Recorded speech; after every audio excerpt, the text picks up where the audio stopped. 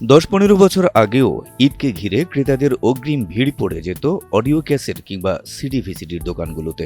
কোন শিল্পীর নতুন কি অ্যালবাম বের হয়েছে, কোন গানটা মানুষের হৃদয় ছুঁয়েছে, এসব নিয়ে চলত ব্যাপক আলোচনা।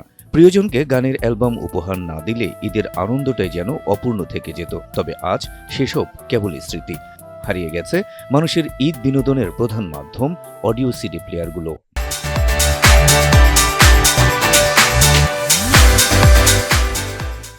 আমরা অডিও ক্যাসেট সিডি কিনতাম, কিনে একটা ক্যাসেট একটা সিডি কিনলে পরে আমাদের ঈদটা দ্বিগুণ বেড়ে যেত। ঈদের আনন্দ, সারাদিন এইসব গান বাজনা শুনতাম, সে এক আনন্দ হতো।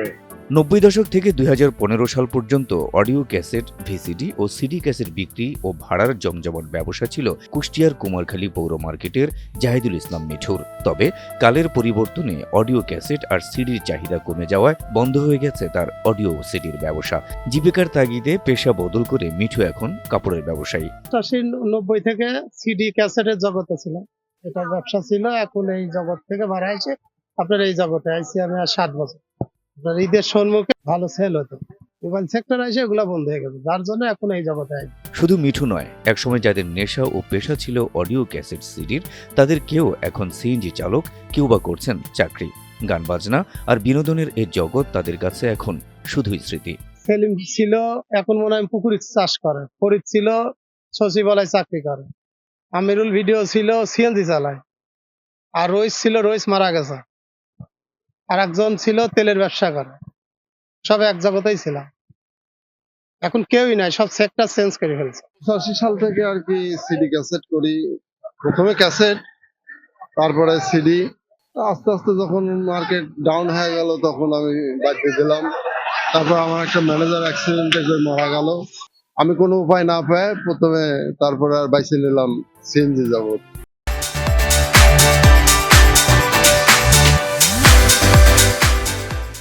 কুমারখালী খোকসার অন্যতম নামকরা ভিডিওগ্রাফার জহিরুল ইসলাম জিন্না। 88 সাল থেকে তিনি বিভিন্ন অনুষ্ঠানের ভিডিও ধারণ করে জীবিকার্জন করে আসছেন।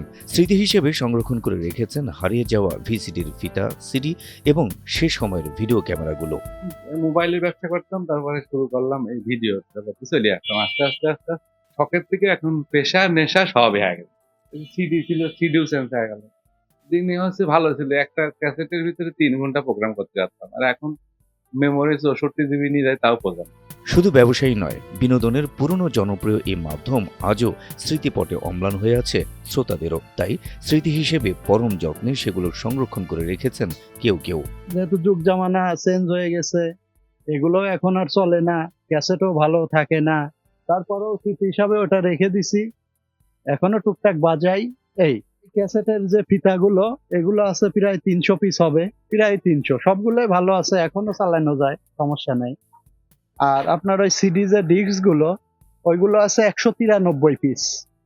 ওটা সবই মান্নার ছবি, মান্না বাদে অন্য কোনো ছবি নেই, কারণ আমি আবার মান্না ভক্ত, এই জন্য ওই সময় থেকেই মান্নার ছবিগুলো দেখি। ঈদ আসলে পরে ক্যাসেট কালেকশন করার জন্য আমরা এই 1 মাস আগের থেকে খালি আপডেট নিতাম, ক্যাসেটের দোকানে যায় কোন অ্যালবামটা বের হবে, কোন অ্যালবামটা বের হবে। তারপরে আসলো সিডি, ক্যাসেটের থেকে সিডি, কোন সিডিটা আসবে, কোন সিডিটা আসবে। তারপর যখন কম্পিউটার, মোবাইল চলে আসলো, আস্তে আস্তে এগুলোর উপরে কমতে থাকলো।